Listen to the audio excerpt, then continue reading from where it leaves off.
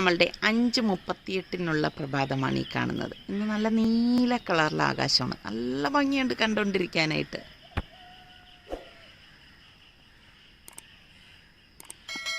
അപ്പം ഇതുണ്ടാക്കാൻ ആദ്യം തന്നെ നമുക്ക് വേണ്ടത് സ്റ്റോക്കാണ്. അപ്പം ഞാൻ ഈ പ്രോൺസ് വൃത്തിയാക്കിയതിൻ്റെ തല ഇവിടെ കുറച്ചെടുത്ത് വെച്ചിട്ടുണ്ട്. അപ്പോൾ അതൊരു ചട്ടിയിലേക്ക് ഇട്ടിട്ട് 2 കപ്പ് ചൂടുവെള്ളം ഞാൻ ഇതിലേക്ക് ഒഴിച്ച ശേഷം ഇത് നന്നായിട്ടൊന്ന് തിളപ്പിച്ചെടുക്കും.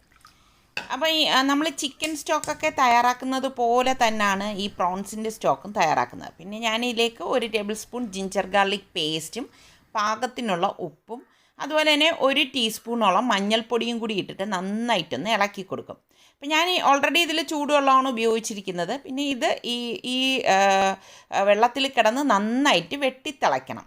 അപ്പം ഹൈ ഫ്ലെയിമിൽ വെച്ചിട്ട് തന്നെയാണ് ഞാനിവിടെ തിളപ്പിച്ചെടുക്കുന്നത്. ഒരു 5-10 മിനിറ്റ് നേരം ഞാനിതൊന്ന് തിളപ്പിക്കുന്നുണ്ട്. തിളപ്പിച്ച് കഴിഞ്ഞ ശേഷം നമുക്ക് ഈ പ്രോൺസിൻ്റെ ഈ തലയുണ്ടല്ലോ അത് മാത്രം ഇതിൽ നിന്ന് മാറ്റാം. അരിച്ചെടുക്കരുത് കേട്ടോ. അരിച്ചെടുത്തു കഴിഞ്ഞാൽ പിന്നെ ഇതിൻ്റെ സത്തൊക്കെ നഷ്ടപ്പെട്ടു പോകും.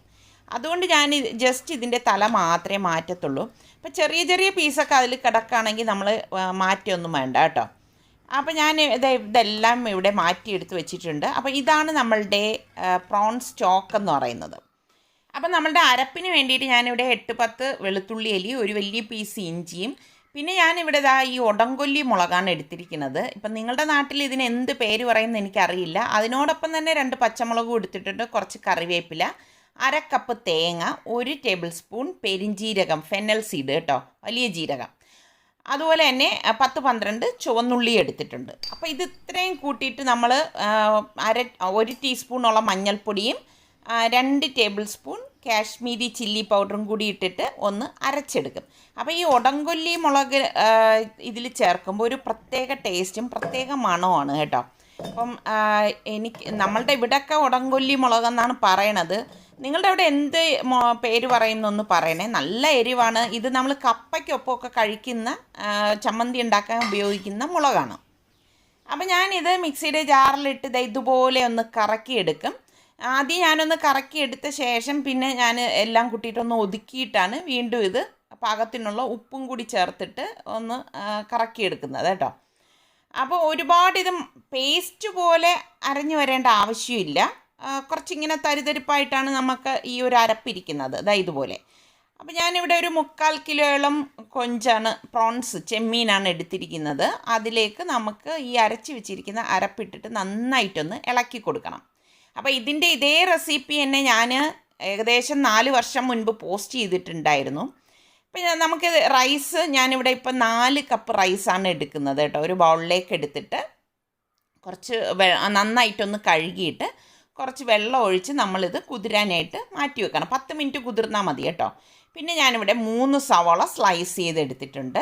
പിന്നെ നമുക്ക് വേണ്ടത് തേങ്ങാപ്പാലാണ്. ഈ ഒരു കപ്പിൽ ഞാൻ 6 കപ്പ് തേങ്ങാപ്പാൽ എടുത്തിട്ടുണ്ട്. പ്ലസ് നമ്മളുടെ ഈ സ്റ്റോക്ക് ഉണ്ടല്ലോ 2 കപ്പ്, അത് ഞാൻ മെഷർ ചെയ്ത് ഈ തേങ്ങാപ്പാലിലേക്ക് ഒഴിച്ചു കൊടുക്കുകയാണ്.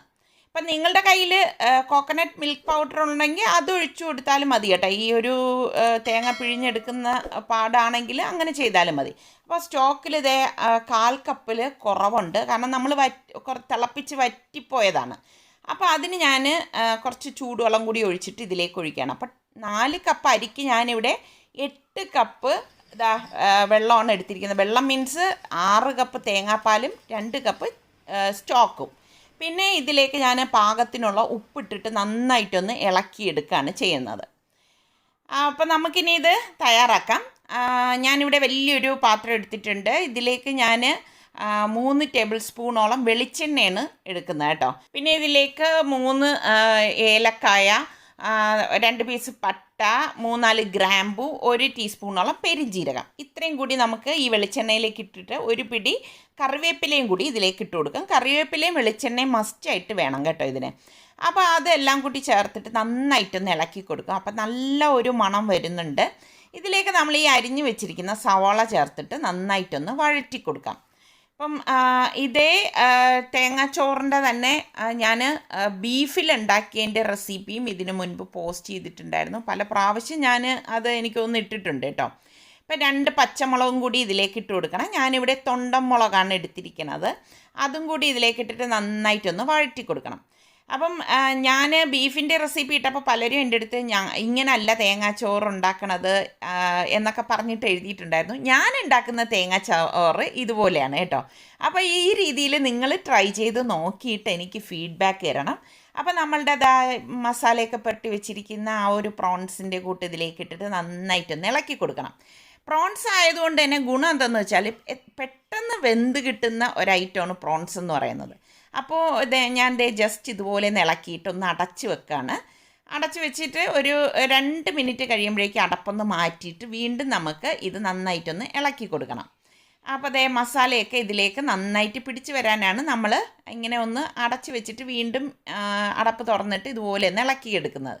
വീണ്ടും ഞാനൊന്ന് അടച്ച് വെച്ചിട്ട് 1 മിനിറ്റ് ഇതുപോലെ അടച്ച് വെച്ചാൽ മതി. അപ്പോഴേക്ക് കണ്ടോ നന്നായിട്ട് ആവിയൊക്കെ വന്നിട്ടുണ്ട്. നല്ലതുപോലെ ഇളക്കിയെടുത്ത ശേഷം നമ്മൾ ഈ കഴുകി ഡ്രെയിൻ ചെയ്ത് വെച്ചിരിക്കുന്ന അരി ഉണ്ടല്ലോ, ഞാനിവിടെ കൈമ റൈസാണ് എടുത്തിരിക്കുന്നത് കേട്ടോ. ജീരകശാല റൈസ് എന്നൊക്കെ പറയില്ലേ, അതാണ് ഞാൻ എടുത്തിരിക്കുന്നത്. അപ്പോൾ അത് ഇതിലേക്ക് ഇട്ടിട്ട് നല്ലതുപോലെ ഒന്ന് ഇളക്കി കൊടുക്കും.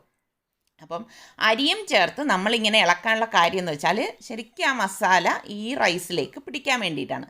ഇതുപോലെ നല്ലതുപോലെ മിക്സ് ചെയ്ത ശേഷം നമുക്കിത് ഒരു 2 മിനിറ്റ് അടച്ച് വെക്കണം. അടച്ച് വെച്ചിട്ട് ഇതിൻ്റെ അടപ്പൊന്ന് മാറ്റിയിട്ട് വീണ്ടും നമുക്ക് ഇതെല്ലാം ചേർത്തിട്ട് അടി ചേർത്ത് ഇളക്കിയെടുക്കണം കേട്ടോ. പിന്നെ അടിക്ക് പിടിക്കരുത്, അത് പ്രത്യേകം ശ്രദ്ധിച്ചേക്കണം. അപ്പം അടിക്ക് പിടിക്കാതെ വേണം നമ്മളിത് ഇളക്കിയെടുക്കാനുള്ളത്. അപ്പം ഞാൻ എല്ലാം നന്നായിട്ട് ഇവിടെ ഇളക്കിയെടുത്തിട്ടുണ്ട്. അതിനുശേഷം ഞാനിവിടെ കലക്കി വെച്ചിരിക്കുന്ന ആ ഒരു തേങ്ങാപ്പാലിൻ്റെ കൂട്ടുണ്ടല്ലോ, അത് ഫുള്ളായിട്ട് ഇതിലേക്ക് ഒഴിച്ചു കൊടുക്കും. ഇപ്പോൾ ഈ ഒരു തേങ്ങാപ്പാലിലേക്ക് നമ്മൾ സ്റ്റോക്കും ഒഴിച്ചിട്ടുണ്ടായിരുന്നു.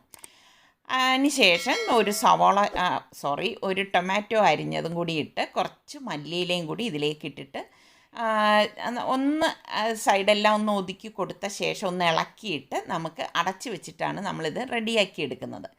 അപ്പം മീഡിയം ഫ്ലെയിമിൽ വെച്ചിട്ടാണ് നമ്മളിത് തയ്യാറാക്കി എടുക്കുന്നത്. കൈമ റൈസ് ആയതുകൊണ്ട് തന്നെ പെട്ടെന്ന് വെന്ത് കിട്ടും കേട്ടോ. അപ്പോൾ ഞാൻ ഇത് അടച്ച് വെക്കുകയാണ്. അപ്പോൾ ആദ്യത്തെ 5 മിനിറ്റ് ഹൈ ഫ്ലെയിമിലും പിന്നെ മീഡിയം ഫ്ലെയിമിൽ വെച്ചിട്ടാണ് നമ്മളിത് റെഡിയാക്കി എടുക്കുന്നത്. ഒരു 10 മിനിറ്റ് കഴിഞ്ഞ ശേഷം ഞാൻ കാണിച്ചു തരാം. കണ്ടോ, ഇതിവിടെ തിളച്ച് വരുന്നുണ്ട്. ആ സമയത്ത് നമുക്ക് സ്പൂൺ കൊണ്ട് ഇത് നന്നായിട്ടൊന്ന് അടി ചേർത്ത് ഒന്ന് ഇളക്കിയിടണം. അപ്പോൾ കൈമ റൈസ് ആയതുകൊണ്ട് തന്നെ പൊടിഞ്ഞു പോവുക ഒന്നും ചെയ്യത്തില്ല. എന്നിട്ട് വീണ്ടും അടച്ച് വെച്ച് റെഡിയാക്കി എടുക്കാം. ഒരു 10-20 മിനിറ്റ് കഴിയുമ്പോഴേക്കും നമുക്ക് ഇതിൻ്റെ അടപ്പൊന്ന് മാറ്റിയിട്ട് കണ്ടോ റൈസൊക്കെ പാകത്തിന് വെന്ത് വന്നിട്ടുണ്ട്. അപ്പോൾ ഇനി നമ്മളിത് അടച്ച് വെക്കേണ്ട, തുറന്ന് വെച്ചിട്ട് ഒന്ന് ഇളക്കി കൊടുത്ത ശേഷം തുറന്ന് വെച്ചിട്ട് ബാക്കിയിരിക്കുന്ന ആ ഒരു തേങ്ങാപ്പാലിൻ്റെ ആ ഒരു ഇതുണ്ടെങ്കിൽ ഒന്ന് വറ്റിച്ചെടുത്താൽ മതി. അപ്പോൾ നമ്മളുടെ പ്രോൺസ് തേങ്ങാച്ചോറ് ഇവിടെ റെഡി ആയിട്ടുണ്ട്. അടിപൊളി ടേസ്റ്റാണ്. ഇതിന് മീതെ കുറച്ച് ടൊമാറ്റോയും മല്ലിയിലയും കട്ട് ചെയ്തിട്ട് ഗാർണിഷ് ചെയ്യാവുന്നതാണ്. പിന്നെ നമ്മളുടെ സലു കിച്ചൻ ഇനിയും സബ്സ്ക്രൈബ് ചെയ്യാത്ത ആരെങ്കിലും ഉണ്ടെങ്കിൽ നിങ്ങൾക്ക് നമ്മളുടെ ചാനൽ ഇഷ്ടപ്പെട്ടാൽ സബ്സ്ക്രൈബ് ചെയ്യാനും ലിങ്ക് ഷെയർ ചെയ്യാനൊന്നും മറന്നു പോരുതേ. ഇഷ്ടപ്പെട്ടാൽ ഇപ്പോൾ തന്നെ ഒന്ന് ലൈക്ക് ചെയ്തേക്കണം കേട്ടോ. പിന്നെ കുറച്ച് ഫ്രഷ് തേങ്ങയും കൂടി നമുക്ക് ഇതിന് മീതെയിട്ട് ഗാർണിഷ് ചെയ്യാവുന്നതാണ്.